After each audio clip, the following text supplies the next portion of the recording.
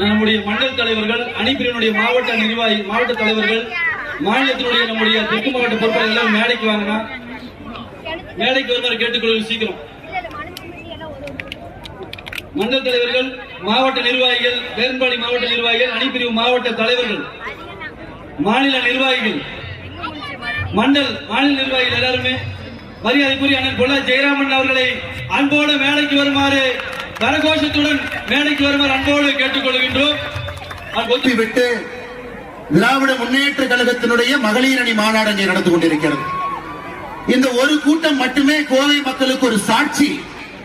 திராவிட முன்னேற்ற கழகத்தினுடைய ஆட்சியில எந்த அளவுக்கு மக்களுடைய வரிப்பணத்தை தவறான முறையில் பயன்படுத்தி அவங்களுடைய குடும்பத்தினுடைய லாபத்திற்காக இவ்வளவு மக்களுக்கு பள்ளிக்கூடத்தில் ஆரம்பித்து எல்லாருக்கும் பிரச்சனை ஏற்படுத்தக்கூடிய இவ்வளவு தூரம் வந்தாச்சு.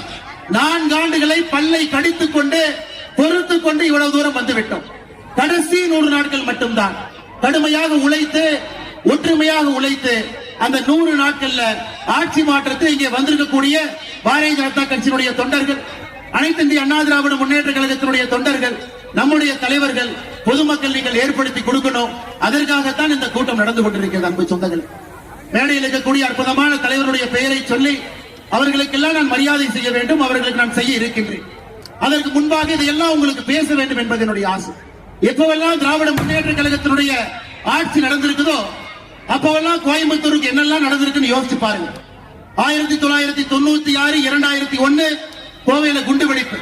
அது குண்டு வெடிப்பு மட்டுமல்லைங்க ஐயா, நூற்றுக்கணக்கான நபர்கள் மருத்துவமனையில் இருந்தாங்க, கை கால் கண்ணு போச்சு, 50க்கும் மேற்பட்ட மனிதர்கள் இறந்தார்கள். அது ஒரு பக்கம்.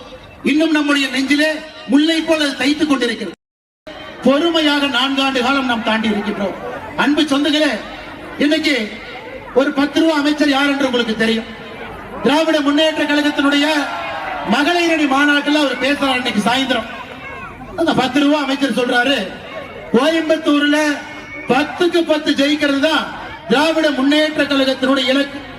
10 ரூபாய் அமைச்சர் அவர்களே, டாஸ்மார்க்ல வேணா பாட்டிலுக்கு 10 ரூபாய் ஏற்றி ஜெயிக்கலாம். ஆனா தேர்தல் களத்துல மக்களுடைய மனதை தேசிய ஜனநாயக கூட்டணி வென்று விட்டது. கோயம்புத்தூர்ல 10க்கு 10 என்கின்ற உங்களுடைய கனவு எப்பொழுதும் கனவாக மட்டும்தான் இருக்கும்.